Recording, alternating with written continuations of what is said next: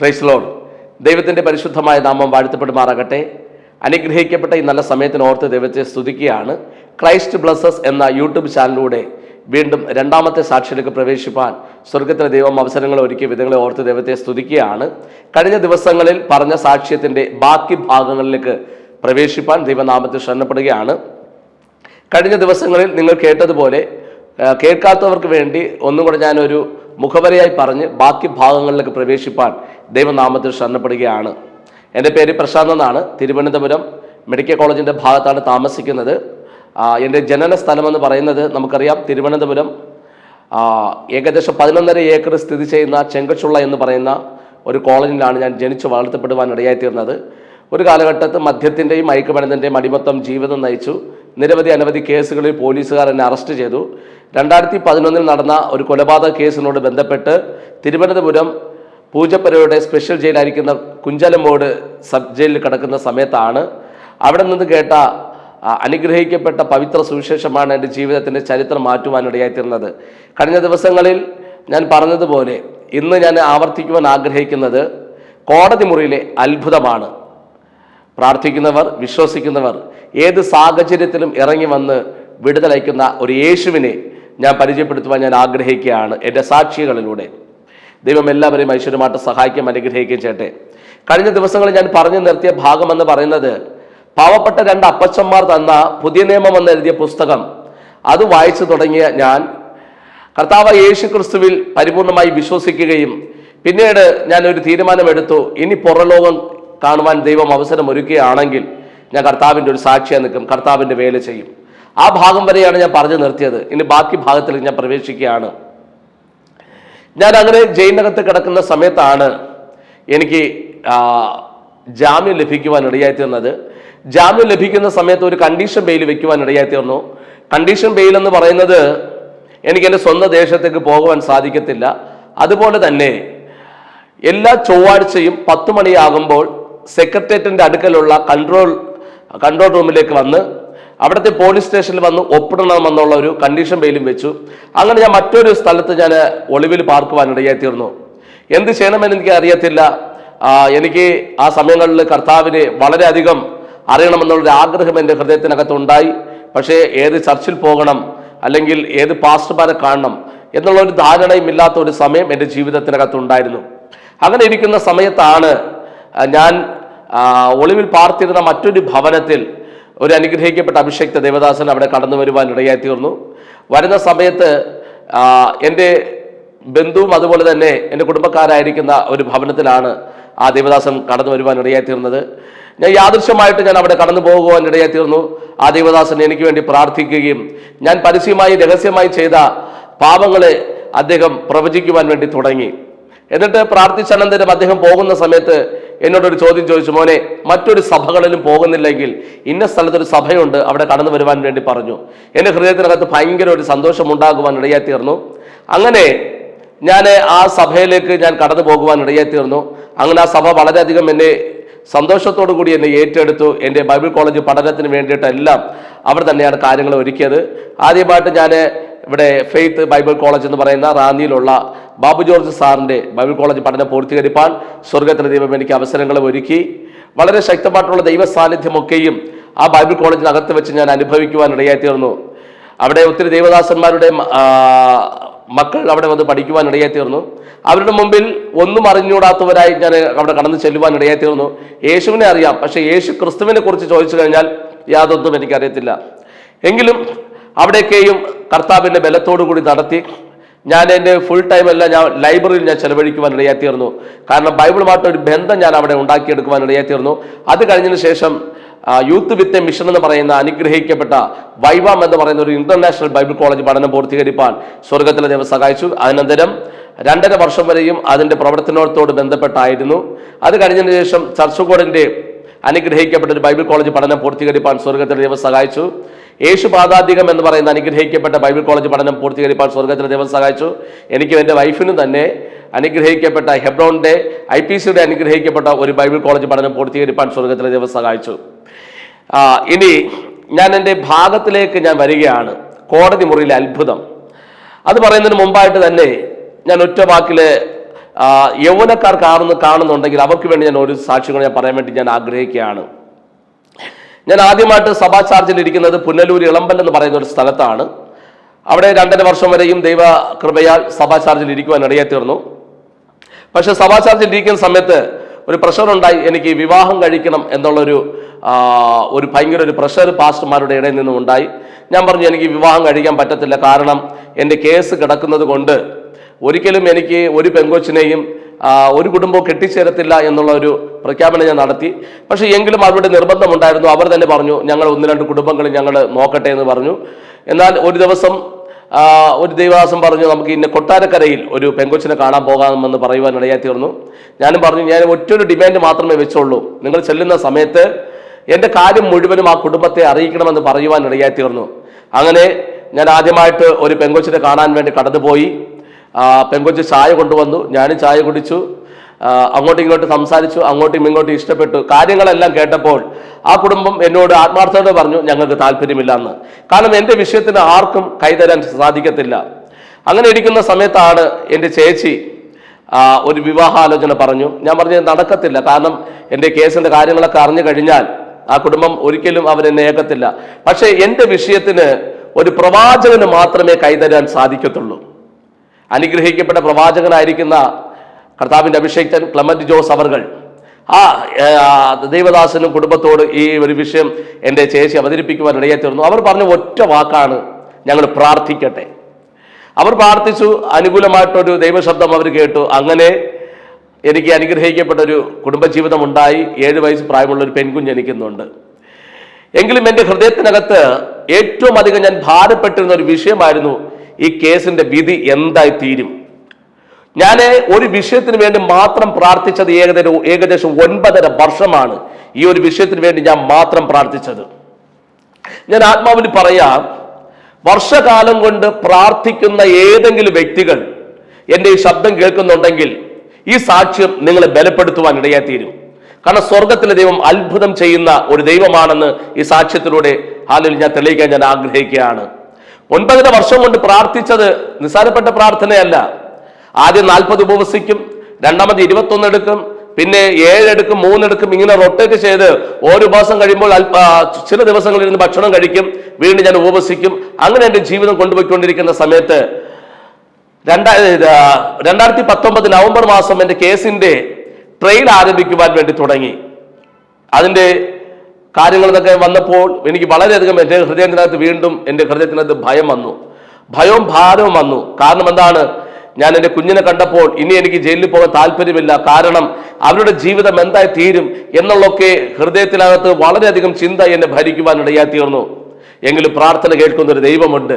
ആ സമയങ്ങളിലൊക്കെയും എൻ്റെ ഹൃദയത്തിനകത്ത് വലിയ പ്രയാസമുള്ളത് കൊണ്ട് ഞാനൊരു പ്രയർ കാർഡ് അടിച്ചു. ഒരു പ്രയർ കാർഡ് ഈ നവംബർ മാസം 2019 നടക്കാനിരിക്കുന്ന ട്രെയിനിന് മുമ്പായിട്ട് തന്നെ ഞാനൊരു പ്രയർ കാർഡ് അടിച്ചു. അതിനകത്ത് ഞാൻ എൻ്റെ പ്രാർത്ഥന വിഷയങ്ങൾ ഞാൻ എഴുതുവാൻ വേണ്ടി തുടങ്ങി. എന്നിട്ട് എനിക്ക് പരിചയമുള്ളതും പരിചയമില്ലാത്ത ദൈവസഭകൾ കയറി ഇറങ്ങി ഞാൻ ഒത്തിരി ഹാലലിയ പ്രാർത്ഥന വിഷയങ്ങൾ ദൈവദാസന്മാരോട്ട് ഞാൻ ഷെയർ ചെയ്യുവാൻ ഇടയായി തീർന്നു. ഞാൻ അവരോട് പോകുന്ന സമയത്ത് ഞാൻ പറയുന്നൊരു വാക്കുണ്ട്, അഥവാ നിങ്ങൾ സഭയായി എനിക്ക് വേണ്ടി പ്രാർത്ഥിക്കാൻ മറന്നു പോവുകയാണെങ്കിൽ പാസ്റ്ററെ നിങ്ങൾ എന്നെ ഓർക്കുന്ന സമയത്ത് ഒരു സ്തോത്രമെങ്കിലും പറയണമെന്ന് ഞാൻ പറയുവാൻ ഇടയായി തീർന്നു. എൻ്റെ അമ്മമാര് ആ സമയങ്ങളിൽ കുവൈറ്റിലായിരുന്നു. എനിക്ക് വേണ്ടി ഒത്തിരി പുസ്തകങ്ങൾ എന്ന് പറഞ്ഞു കഴിഞ്ഞാൽ സ്തോത്രം എന്ന വാക്ക് മാത്രം ഒത്തിരി പുസ്തകങ്ങളിൽ എഴുതി തീർത്ത സാഹചര്യം ഉണ്ടായിരുന്നു. പ്രാർത്ഥന കേൾക്കുന്നൊരു ദൈവമുണ്ട്. ഒന്നാമത്തെ എൻ്റെ പ്രാർത്ഥന വിഷയം പ്രേത്കാരനകത്ത് ഞാൻ എഴുതിയത്, നമുക്കറിയാം ഒരു കൊലപാതക കേസിനകത്തുള്ള പ്രതിക്ക് ശിക്ഷ എന്ന് പറയുന്നത് ചില വർഷങ്ങൾക്ക് മുമ്പേ ആദ്യം തൂക്കിക്കൊല്ലുമായിരുന്നു. അത് കഴിഞ്ഞതിന് ശേഷം ജീവപര്യന്തം 12 വർഷമായിരുന്ന ഒരു കാലയളവ് ഉണ്ടായിരുന്നു. എന്നാൽ 12 വർഷം 14 വർഷമായി മാറി. എന്നാൽ എൻ്റെ ആ സമയങ്ങളിലൊക്കെയും ഈ മരണപര്യന്തം വരെയും ജയിലിനകത്ത് കിടക്കണമെന്നുള്ളൊരു നിയമം വന്ന ഒരു സമയമായിരുന്നു. വളരെയധികം എൻ്റെ ഹൃദയത്തിനകത്ത് ഭയവും പ്രയാസവും കടന്നു വരുവാൻ ഇടയായി തീർന്നു. എൻ്റെ കുടുംബം എന്തായി തീരും? ഞാൻ കർത്താവിനെ അറിഞ്ഞു, ഹാലലിയ. എങ്കിലും എന്നിൽ ഹൃദയത്തിനകത്ത് വെളിപ്പെട്ട ഒരു വിശ്വാസം ഉണ്ടായിരുന്നു, ദൈവം എനിക്ക് വേണ്ടി അത്ഭുതം ചെയ്യും. അങ്ങനെ ഇരിക്കുന്ന സമയത്ത് ഹാലലിയ എൻ്റെ ചർച്ചിലും അതുപോലെ തന്നെ ഹാലലിയ ഞങ്ങളുടെ കുടുംബത്തിലൊക്കെ വളരെയധികം ശക്തമായിട്ടുള്ള പ്രാർത്ഥനകൾ നടക്കുവാൻ ഇടയായി തീർന്നു. ഇനി ഞാൻ എൻ്റെ പ്രയർ കാർഡിന്റെ ഞാൻ പ്രാർത്ഥന വിഷയങ്ങൾ കൂടെ ഒന്ന് പറഞ്ഞിട്ട് ബാക്കി ഭാഗങ്ങളിലേക്ക് ഞാൻ പ്രവേശിക്കുകയാണ്. ഒന്നാമത്തെ എൻ്റെ പ്രാർത്ഥന വിഷയം എന്ന് പറയുന്നത്, നമുക്കറിയാം ഒരു കേസിനകത്ത് സാക്ഷികൾ പറയുന്നത് പോലെ ഇരിക്കും ആ കേസിനകത്ത് ശിക്ഷിക്കുന്നത്. ഞാൻ പ്രാർത്ഥിക്കുന്ന സമയത്ത് ഞാൻ പ്രാർത്ഥിക്കുന്നത് ഇങ്ങനെയാണ്: എൻ്റെ മുഖത്തേക്ക് വിരൽ ചൂണ്ടി ആരും സാക്ഷ്യം പറയരുതെന്ന്. അങ്ങനെ ഒന്നാമത്തെ എൻ്റെ പ്രയർ കാർഡിനകത്തുള്ള പ്രാർത്ഥന വിഷയം, ഹല്ലേലൂയ, സാക്ഷികൾക്ക് വേണ്ടി പ്രാർത്ഥിക്കുക. രണ്ടാമത്തെ എൻ്റെ പ്രാർത്ഥന വിഷയം എന്ന് പറയുന്നത് എൻ്റെ കേസിനകത്തുള്ള കൂട്ടുപ്രതികൾക്ക് വേണ്ടി പ്രാർത്ഥിക്കുക. എൻ്റെ മൂന്നാമത്തെ എൻ്റെ പ്രാർത്ഥന വിഷയം എന്ന് പറയുന്നത് എൻ്റെ അഡ്വക്കേറ്റ് മേരി കുഞ്ഞു മേഡത്തിന് വേണ്ടി പ്രാർത്ഥിക്കുക. നാലാമത്തെ എൻ്റെ പ്രാർത്ഥന വിഷയം എന്ന് പറയുന്നത് പബ്ലിക് പ്രോസിക്യൂട്ടർ സലാവുദ്ദീൻ സാറിന് വേണ്ടി പ്രാർത്ഥിക്കുക. അഞ്ചാമത്തെ എൻ്റെ പ്രാർത്ഥന വിഷയം എന്ന് പറയുന്നത് ജഡ്ജി ആയിരിക്കുന്ന സിറിൽ സാറിന് വേണ്ടിയിട്ട് പ്രാർത്ഥിക്കുക. ആറാമത്തെ എൻ്റെ പ്രാർത്ഥന വിഷയം എന്ന് പറയുന്നത് മരണപ്പെട്ടു പോയ ആ കുടുംബത്തിന് വേണ്ടി പ്രാർത്ഥിക്കുക. ഇങ്ങനെ പ്രയർ കാർഡ് അടിച്ച് ഞാൻ പല സഭകളിലും കയറി ഇറങ്ങി എൻ്റെ പ്രാർത്ഥന വിഷയം ഞാൻ പറയുവാൻ വേണ്ടി തുടങ്ങി. അങ്ങനെ ഇരിക്കുന്ന സമയത്താണ് ഹല്ലേലൂയ ട്രെയിലിന്റെ ദിവസം അടുത്ത് വന്നു.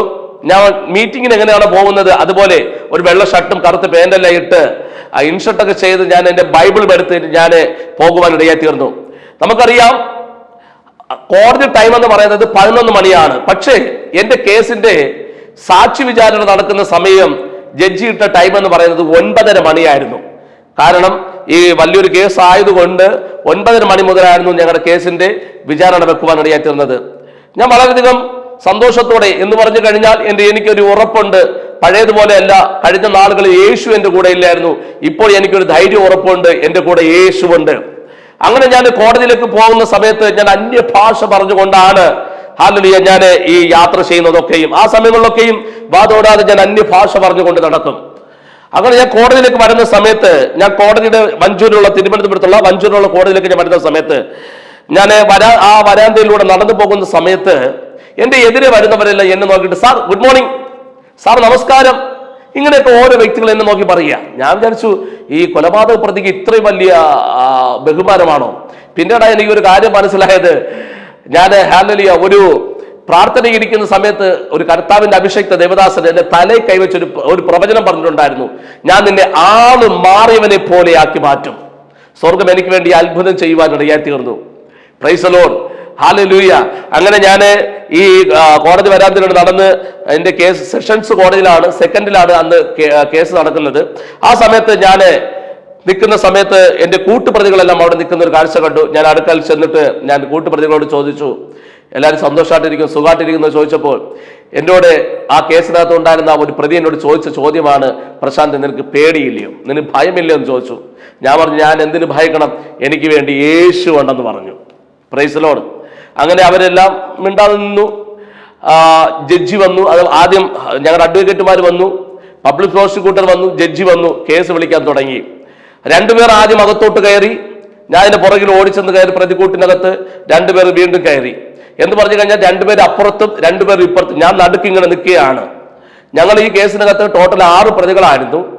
എന്നാൽ ഈ മർഡർ നടക്കുന്ന സമയത്ത് ഒരു പ്രതിക്ക് ഏജ് തികയാത്തത് കൊണ്ട് ജൂനിയർ കോർട്ടിലായിരുന്നു കേസ് നടന്നിരുന്നത്. ബാക്കിയുള്ള ഞാൻ ഉൾപ്പെടെയുള്ള 5 പ്രതികൾ ഈ സെഷൻസ് കോടതിയിലായിരുന്നു നിൽക്കുന്നത്. അങ്ങനെ ഈ രണ്ടുപേർ അപ്പുറത്ത് രണ്ടുപേർ ഇപ്പുറത്തുമായിട്ട് നിന്ന് ഞാൻ വളരെയധികം ശക്തമായിട്ട് എൻ്റെ കൂട്ടുപ്രതികൾക്ക് വേണ്ടി മധ്യസ്ഥളിച്ച് പ്രാർത്ഥിക്കുവാൻ വേണ്ടി തുടങ്ങി. എനിക്കറിയാം എനിക്ക് വേണ്ടി സ്വർഗം അത്ഭുതം ചെയ്തേ മതിയാകത്തുള്ളൂ. 1-2 വർഷമല്ല, 9.5 വർഷം കൊണ്ട് പ്രാർത്ഥിച്ചതിന്റെ മറുപടി സ്വർഗം എനിക്ക് ചെയ്തേ മതിയാകത്തുള്ളൂ. അങ്ങനെ ഇരിക്കുന്ന സമയത്ത് ഹല്ലേലൂയ പബ്ലിക് പ്രോസിക്യൂട്ടർ എഴുന്നേറ്റു. ഹല്ലേലൂയ ജഡ്ജിയുടെ മുമ്പാകെ ചാർജ് ഷീറ്റ് വായിക്കുവാൻ ഇറങ്ങിയെത്തുന്നു.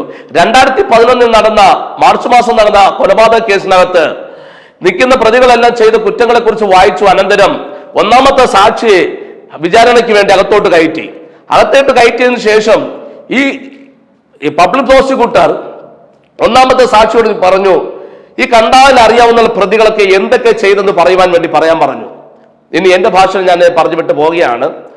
അപ്പോൾ ഇങ്ങനെ വാദിച്ചുകൊണ്ടിരിക്കുന്ന സമയത്ത് ഈ A1, A2, A3, A4, A5 എന്നുള്ള നിലവാരത്തിലാണ് ഇങ്ങനെ നിൽക്കുന്നത്. Praise the Lord. ഞാൻ ആ കേസിനകത്ത് A3 ആണ് സെഷൻസ് കോടതിയിൽ. അങ്ങനെ A1 ഹല്ലേലൂയ ഒന്നാമത്തെ പ്രതി ഇങ്ങനെ നിൽക്കുകയാണ്. അപ്പോൾ പബ്ലിക് പ്രോസിക്യൂട്ടർ ചാർജ് ഷീറ്റ് വായിച്ചിട്ട് പറഞ്ഞു, ഈ പ്രതികളൊക്കെ എന്തൊക്കെ ചെയ്തെന്ന് പറയാൻ വേണ്ടി പറഞ്ഞു. അങ്ങനെ ഈ സാക്ഷി ഒന്നാമത്തെ പ്രതിയെ നോക്കിയിട്ട് പറയാണ്, 2011 നടന്ന കേസിനകത്ത് ഈ പ്രതി, ഒന്നാമത്തെ പ്രതി വെട്ടുന്നത് കുത്തുന്നത് കണ്ടെന്ന് പറഞ്ഞു. ഞാൻ ഞെട്ടിപ്പോയി. എൻ്റെ ഹൃദയത്തിനകത്ത് വീണ്ടും ഭയങ്കര ഒരു ഭാരം കടന്നു വന്നു. കാരണം ഈ സമയങ്ങളിൽ ഒരു അത്ഭുതം പ്രതീക്ഷിച്ചുകൊണ്ട് ഞാൻ നിൽക്കുകയാണ്. എങ്കിലും പ്രാർത്ഥന കേൾക്കുന്ന ഒരു ദൈവം സ്വർഗത്തിലുണ്ടെന്ന് ഞാൻ പരിപൂർണമായി വിശ്വസിക്കുന്നുണ്ട്. ഈ സമയം ഇതെല്ലാം പറഞ്ഞുകൊണ്ടിരിക്കുന്ന സമയത്ത് ഞാൻ അന്യഭാഷ വീണ്ടും കൂട്ടി ഞാൻ പ്രാർത്ഥിക്കാൻ തുടങ്ങി. കർത്താവേ, എനിക്ക് വേണ്ടി അത്ഭുതം ചെയ്തേ മതിയാകത്തുള്ളൂ. 9.5 വർഷം കൊണ്ട് പ്രാർത്ഥിക്കുന്നതിന്റെ മറുപടി സ്വർഗം എനിക്ക് വേണ്ടി ചെയ്യുമെന്ന് ഞാൻ പരിപൂർണമായിട്ട് വിശ്വസിക്കാൻ വേണ്ടി തുടങ്ങി. വീണ്ടും രണ്ടാമത്തെ പ്രതിയെ നോക്കിയിട്ട് ഈ പബ്ലിക് പ്രോസിക്യൂട്ടർ ചോദിച്ചു, ഈ രണ്ടാമത്തെ പ്രതി ഈ കേസിനകത്ത് വെട്ടുന്നത് കുത്തുന്നത് കണ്ടോ എന്ന് ചോദിച്ചു.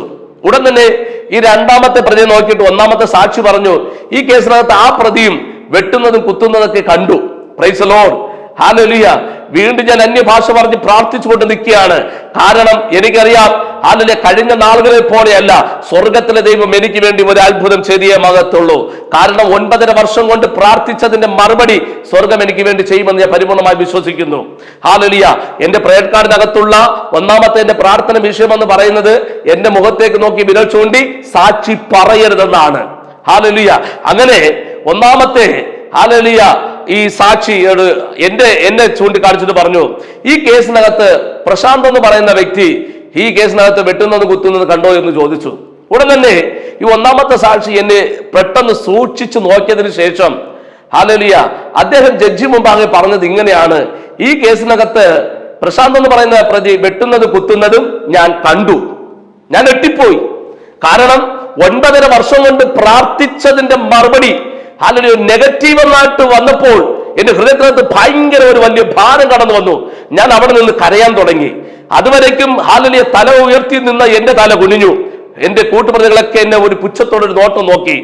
ഒന്നും കൂടെ പറഞ്ഞു കഴിഞ്ഞാൽ ഞാൻ ഒരു തളർന്നവരെ പോലെ ആ കോടതി മുറിക്കകത്ത് ആയി തീരുവാൻ ഇടയായി തീർന്നു. ഹല്ലേലൂയ. അങ്ങനെ ഞങ്ങൾ 5 പ്രതികളെയും ഒന്നാമത്തെ സാക്ഷി നോക്കിയിട്ട് ഞങ്ങൾ വിരൽ ചൂണ്ടി സാക്ഷ്യം പറയുവാൻ ഇടയായി തീർന്നു. ഞാൻ പുറത്തേക്ക് വരുന്ന സമയത്ത് എന്റെ കുടുംബത്തെ വിളിച്ചു, പാസ്റ്റർമാരെ വിളിച്ചു പറഞ്ഞു, ഈ കേസിനകത്ത് എന്നെ ശിക്ഷിക്കും. കാരണം ഒന്നാമത്തെ സാക്ഷി എന്റെ മുഖത്തേക്ക് നോക്കി വിരൽ ചൂണ്ടി സാക്ഷ്യം പറഞ്ഞു. എന്തായി തീരുമെന്ന് എനിക്കറിയത്തില്ല. ഞാൻ വീട്ടിൽ ചെന്നു. ഞാൻ എന്റെ കഥ അടച്ച് ഞാൻ വീണ്ടും കിടന്ന് കരയാൻ തുടങ്ങി. Praise the Lord. എങ്കിലും രാത്രി കാലങ്ങളിൽ അതിനെ പകലുകളാക്കി പ്രാർത്ഥിച്ച ഒരു സമയം എന്റെ ജീവിതത്തിനകത്ത് ഉണ്ടായിരുന്നു. അങ്ങനെ അന്ന് രാത്രി ഞാനും എന്റെ വൈഫും എന്റെ കുഞ്ഞും കൂടെ വീണ്ടും ഇരുന്ന് ശക്തമായി ദൈവത്തോട് സന്നിധിയിൽ ഇരുന്ന് പ്രാർത്ഥിക്കുവാൻ വേണ്ടി തുടങ്ങി. ഹല്ലേലൂയ. എന്നിട്ട് ഇവർ രണ്ടും പോയി കിടന്നു. ഞാൻ ദൈവത്തിന്റെ സന്നിധിയിൽ പ്രാർത്ഥിക്കുവാൻ വേണ്ടി തുടങ്ങി. ഹല്ലേലൂയ. പ്രാർത്ഥിച്ചു കൊണ്ടിരിക്കുന്ന സമയത്ത് എന്റെ ഹൃദയത്തിനകത്ത് ഒരു ചിന്ത തിളച്ചു മറിഞ്ഞു വന്നു. ഹല്ലേലൂയ. ഈ കേസിനകത്ത് ഏകദേശം 28 സാക്ഷികളുണ്ട്. 28 സാക്ഷികളിൽ ആരെങ്കിലും ഒന്ന് മാറ്റി പറഞ്ഞു കഴിഞ്ഞാൽ പരമാവധി ശിക്ഷയെങ്കിലും കുറച്ച് കിട്ടുമെന്ന് ഞാൻ ഇങ്ങനെ ചിന്തിക്കാൻ തുടങ്ങി. ഹല്ലേലൂയ. എങ്കിലും ദൈവം, ഹല്ലേലൂയ, അടുത്ത ദിവസമായപ്പോൾ ഹല്ലേലൂയ ഞാൻ വീണ്ടും പഴയ ദിവസത്തെ പോലത്തെ എനിക്ക് ഉന്മേഷമില്ല. ഹല്ലേലൂയ, പ്രാർത്ഥന കുറഞ്ഞു എന്ന് പറഞ്ഞു കഴിഞ്ഞാൽ സ്തോത്രം കുറഞ്ഞു, അന്യഭാഷ കുറഞ്ഞു. എങ്കിലും ഹല്ലേലൂയ ഞാൻ എങ്ങനെയാണ് മീറ്റിംഗിൽ പോകുന്നത് അതുപോലെ ഇറങ്ങി വീണ്ടും ഞാൻ കോടതിയിലേക്ക് വന്നു രണ്ടാമത്തെ സാക്ഷി വിചാരണയ്ക്ക് വേണ്ടി. വീണ്ടും ഞങ്ങൾ പ്രതിക്കൂട്ടിനകത്ത് കയറി. പബ്ലിക് പ്രോസിക്യൂട്ടർ പറഞ്ഞു, ഈ കേസിനകത്ത് ഈ കണ്ടാൽ അറിയാന്നുള്ള പ്രതികൾ വെട്ടുന്ന കുത്തുന്നതൊക്കെ കണ്ടോ എന്ന് ചോദിച്ചു. ഒന്നാമത്തെ പ്രതി നോക്കിയിട്ട് പറഞ്ഞു, ഈ പ്രതി വെട്ടുന്നത് കുത്തുന്നത് കണ്ടു. രണ്ടാമത്തെ പ്രതി നോക്കിയിട്ട് പറഞ്ഞു, ഈ കേസിനകത്ത് ആ പ്രതി വെട്ടുന്ന കുത്തുന്നത് കണ്ടു. അടുത്ത മൂന്നാമത് ഞാൻ നിൽക്കുകയാണ്. നിൽക്കുന്ന എന്നെ ചൂണ്ടിട്ട് പറഞ്ഞു, ആ പ്രതിയും ഈ കേസിനകത്ത് വെട്ടുന്നത് കുത്തുന്നത് കണ്ടു. ഒന്നും കൂടെ പറഞ്ഞു കഴിഞ്ഞാൽ 28 സാക്ഷികൾ ഉണ്ടായിരിക്കുന്ന സാഹചര്യത്തിൽ 28 സാക്ഷികളും എനിക്ക് പ്രതികൂലമായി മാറുവാനിടയായി തീർന്നു. Praise the Lord. ഒന്നുകൂടെ പറഞ്ഞു കഴിഞ്ഞാൽ അതിനകത്ത് 6 ഐ വിറ്റ്നസ്, ഹല്ലേലൂയ, ദൃക്സാക്ഷികൾ, ഹല്ലേലൂയ, ബാക്കി ഫോറൻസിക് റിപ്പോർട്ട്, വൂണ്ട് സർട്ടിഫിക്കറ്റ്, അതുപോലെ തന്നെ പോസ്റ്റ്മോർട്ടം റിപ്പോർട്ട്, ഇങ്ങനെയുള്ള ഭയങ്കര റിപ്പോർട്ടുകളെല്ലാം ഹല്ലേലൂയ ഞങ്ങൾക്ക് പ്രതികൂലമായി മാറുവാനിടയായി തീർന്നു. അല്പം പോലും പ്രത്യാശയില്ലാത്ത ഒരു സമയമായിരുന്നു. ആ സാഹചര്യമായി എന്റെ ജീവിതം മാറി മറിയുവാൻ ഇടയായി തീർന്നു. ഒന്നും കൂടെ പറഞ്ഞു കഴിഞ്ഞാൽ ആ ദിവസങ്ങളിൽ എനിക്ക് ഉറക്കം നഷ്ടപ്പെട്ടു പോയി, എന്റെ സമാധാനം നഷ്ടപ്പെട്ടു പോയി. എന്റെ കുഞ്ഞിനെ നോക്കുമ്പോൾ എനിക്ക് എന്റെ ഹൃദയം പൊട്ടാറുണ്ട്. ആ ദിവസങ്ങൾ ഞാൻ വളരെയധികം ഞാൻ വാവിട്ട് നിലവിളിച്ചു കരഞ്ഞ ദിവസങ്ങളുണ്ട്. ഞാൻ വഴിയരികിൽ ഞാൻ എന്റെ ഭവനത്തിൽ ചെല്ലത്തില്ല. ഞാൻ രാത്രി കാലങ്ങളിൽ എവിടെയെങ്കിലും ഇറങ്ങിപ്പോയിരുന്ന ഒരു മൂലയ്ക്കിരുന്ന് കരയുന്ന ഒരു ദിവസം. എങ്കിലും എന്റെ പ്രാർത്ഥന അല്പം പോലും കുറഞ്ഞില്ല. സ്വർഗത്തിലെ ദൈവം എനിക്ക് വേണ്ടി അത്ഭുതം ചെയ്തേ മതിയാകത്തുള്ളൂ. Praise the Lord. അങ്ങനെ ഇരിക്കുന്ന സമയത്ത് 2020 ഫെബ്രുവരി മാസം 12-ാം തീയതി എന്റെ കേസിന്റെ ജഡ്ജ്മെന്റ് ഡേറ്റ് ഇടുവാൻ ഇടയായി തീർന്നു. Praise the Lord. എന്റെ ഭവനം ഒരു വിലാപ ഭവനം പോലെയായി മാറി. ഭയങ്കര ഞങ്ങൾ നല്ല ഭക്ഷണം കഴിക്കത്തില്ല, അങ്ങോട്ടും ഇങ്ങോട്ടും ചിരിക്കത്തില്ല, ഒരു കളി പറയത്തില്ല. വല്ലാത്തൊരു സാഹചര്യത്തിൽ എന്റെ ഭവനം മാറുവാൻ ഇടയായി തീർന്നു. ഞാൻ എന്റെ വൈഫിനോട് ഞാൻ വിളിച്ചിട്ട് പറഞ്ഞു, ഈ കേസിനകത്ത് ഹാലലിയ എന്നെ ശിക്ഷിക്കുകയാണെങ്കിൽ പിന്നെ എന്നെ നോക്കരുത്. ഹാലലിയ നിങ്ങളുടെ പപ്പയെടുത്ത് പറഞ്ഞ് വേറൊരു വിവാഹം കഴിച്ച് അങ്ങ് പൊയ്ക്കോണം. അതൊക്കെ പറഞ്ഞ സമയത്ത് എന്റെ വൈഫ് പൊട്ടി കരയുവാൻ ഇടയായി തീർന്നു. Praise the Lord. ഹാലലിയ തകർന്നു പോയ ഒരു സാഹചര്യം എന്റെ ജീവിതത്തിനകത്തുണ്ടായിരുന്നു. അങ്ങനെ ഇരിക്കുന്ന സമയത്ത് ഹാലലിയ ഈ 2020 ഫെബ്രുവരി മാസം 12-ാം തീയതി ദിവസം അടുത്ത് വന്ന സമയത്ത് ഞങ്ങളുടെ സഭകളിൽ ഹാലലിയ വളരെ ചെയിൻ പ്രയറുകൾ വെച്ചു. ഒത്തിരി ദൈവദാസന്മാർ എനിക്ക് വേണ്ടി പ്രാർത്ഥിക്കുവാൻ ഇടയായി തീർന്നു. അങ്ങനെ ഹാലലിയ ആ ദിവസം അടുത്ത് വന്നപ്പോൾ ഹാലലിയ ഞാൻ ഒരുങ്ങി വീണ്ടും മീറ്റിങ്ങിന് എങ്ങനെയാണ് പോകാൻ ഒരുങ്ങുന്നത് അതുപോലെ ഒരുങ്ങി. എന്റെ ഹൃദയം ഇങ്ങനെ കണ്ണ് ഈ പൈപ്പ് തുറക്കുമ്പോൾ എങ്ങനെയാണോ അതുപോലെ ഇങ്ങനെ വെള്ളം ഒഴുകിക്കൊണ്ടിരിക്കുകയാണ്. എന്റെ കുടുംബക്കാരും എന്റെ വൈഫും വന്ന് പറഞ്ഞു ഞങ്ങൾ കോടതിയിലേക്ക് വരികയാണെന്ന് പറഞ്ഞു. ഞാൻ പറഞ്ഞു ആരും നിങ്ങൾ കോടതി മുറിയിലേക്ക് വരരുത്. കാരണം എനിക്ക് ശിക്ഷ കിട്ടുന്നത് എനിക്ക് ഭയമുള്ള കാര്യമല്ല. പക്ഷെ നിങ്ങളുടെ മുമ്പിൽ വെച്ച് വിലങ്ങ് ധരിച്ച് പോലീസുകാർ അറസ്റ്റ് ചെയ്ത് എന്നെ കൊണ്ടുപോകുന്ന നിങ്ങൾ കാണുന്നത് അതെനിക്ക് വിഷമമാണെന്ന് പറയുവാൻ ഇടയായി തീർന്നു. അങ്ങനെ ഹാലലിയ ഞാൻ എന്റെ മോളെ കെട്ടിപ്പിടിച്ച് ഞാൻ ഒരു ഉമ്മ എടുത്തിട്ട് പറഞ്ഞു പപ്പ പെട്ടെന്ന് വരാമെന്ന് പറഞ്ഞ് ഞാൻ വീട്ടിൽ നിന്ന് കരഞ്ഞുകൊണ്ട് ഞാൻ ഇറങ്ങി. ഹാലലിയ ഞാൻ കോർട്ടിലേക്ക് വരുന്ന സമയത്ത് ഞാൻ കണ്ടൊരു കാഴ്ച, ഭയങ്കര ഒരു കൂട്ടം മഞ്ചൂർ കോടതി മുഴുവനും സെഷൻസ് കോടതിയുടെ ഫ്രണ്ടിൽ ഇങ്ങനെ കൂടി നിൽക്കുകയാണ്. ഞങ്ങളുടെ ദേശത്തിലുള്ളവരും അതുപോലെ തന്നെ മരണപ്പെട്ടു പോയ ആ കുടുംബത്തിലുള്ള വ്യക്തികളും ഒത്തിരി പേരും അതുപോലെ തന്നെ പോലീസുകാരും വല്ലാത്തൊരു സാഹചര്യമായി ഹാലിന്റെ കോടതിയുടെ പരിസരം മാറുവാനിടയായി തീർന്നു. തല കുനിച്ച് ഞാൻ അവിടെ പോയി ഇരിക്കുന്ന സമയത്ത് ഒത്തിരി പരിഹാസവും നിന്നെ ഞാൻ അനുഭവിക്കുവാനിടയായി തീർന്നു. ഹാലലൂയ. എങ്കിലും എനിക്കൊരു ധൈര്യമുണ്ടായിരുന്നു, ദൈവം എനിക്ക് വേണ്ടി ഒരു അത്ഭുതം ചെയ്യും. Praise the Lord. ഞാൻ ചെല്ലുന്ന സമയത്ത് ഹാലിൽ മഞ്ചൂരിലുള്ള പോലീസുകാർ എന്നോട് ഞങ്ങൾ 5 പേരെയും ചൂണ്ടിട്ട് പറഞ്ഞു ഇവരെ വട്ടം ചുറ്റി നിന്നോണം, ഇവർ ഇറങ്ങി ഓടാതെ സൂക്ഷിക്കണം, ഇവരെയാണ് നമുക്ക് അറസ്റ്റ് ചെയ്ത് കൊണ്ടുപോകേണ്ടെന്ന് പറഞ്ഞു. അങ്ങനെ ഹാലിൽ വളരെയധികം നിശബ്ദമായിട്ട് കോടതി മാറി. Praise the Lord. അങ്ങനെ ജഡ്ജി വന്നു, കേസ് വിളിച്ചു. പബ്ലിക് പ്രോസിക്യൂട്ടറും അതുപോലെ തന്നെ ഞങ്ങളുടെ അഡ്വക്കേറ്റുമാരെല്ലാം അതിനകത്ത് പ്രവേശിച്ചു. വളരെയധികം കോടതി മുറി നിശബ്ദമായി കിടക്കുന്നു. ഞങ്ങൾ 5 പ്രതികളും പ്രതിക്കൂട്ടിനകത്തോട്ട് കയറി.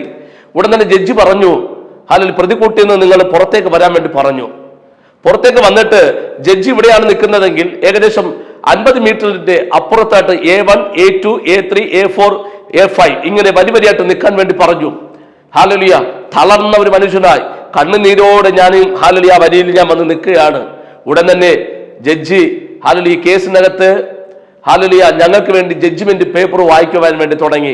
ഒന്നാമത്തെ പ്രതിയെ നോക്കിയിട്ട് സിറിൽ സാർ വായിച്ച ജഡ്ജ്മെന്റ് ഇങ്ങനെയാണ്: 2011 മാർച്ച് മാസം 12-ാം തീയതി നടന്ന കൊലപാതക കേസിനകത്ത് നിങ്ങളെ പ്രതിയെന്ന് ഈ കോടതി കുറ്റക്കാരനെന്ന് കണ്ടെത്തിയിരിക്കുന്നു.